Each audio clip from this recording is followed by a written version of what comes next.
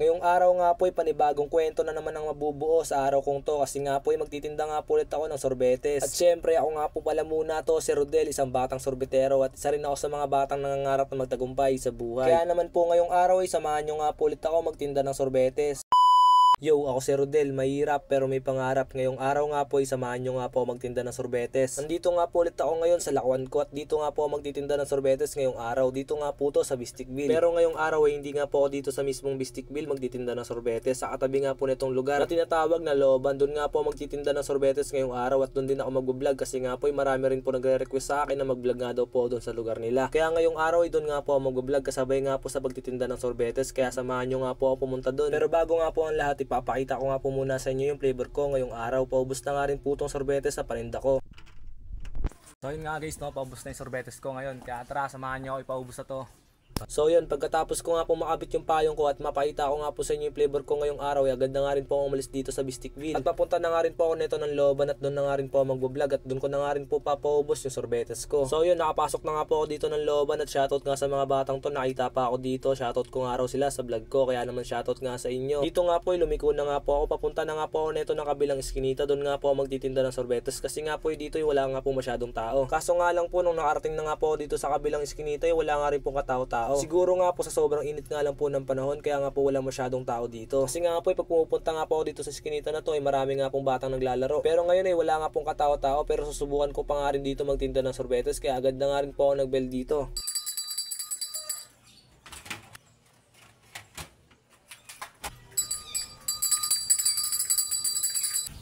So yun guys, wala pa rin yung bumili kaya kakain muna tayo. Dito tayo ngayon ng pastil guys. Wala pa nang bumibili.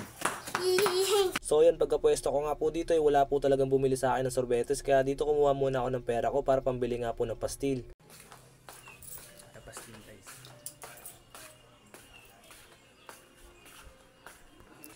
Pabilan po. Pabilan. Pastil nga po. Isa lang po.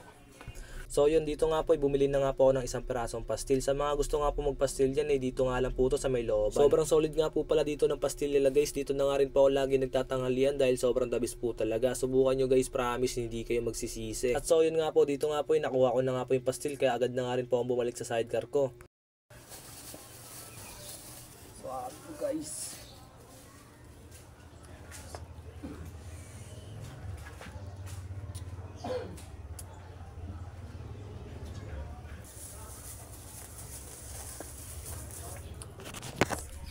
So yun, kain tayo guys. So dito guys, kain.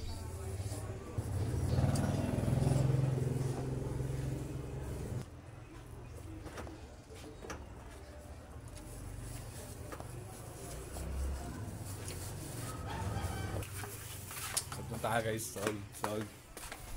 Sagad na naman. Kabilan nga ako te. Ano? Mineral lang te, may mineral ka? Ha? Mineral. Shoutout ka muna sa vlog ko te. Ay ka muna sa vlog ko te. So, Hi! Hi vlog! Subscribe!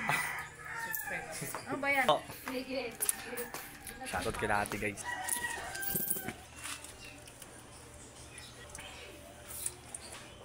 So yun nga po, dito nga po yung natapos na nga po ako kumain kaya bumalik na nga po ako dito sa pagbebel ko. Kaso nga lang po wala pa nga rin pong bumili sa akin dito kaya umalis na nga po ako dito.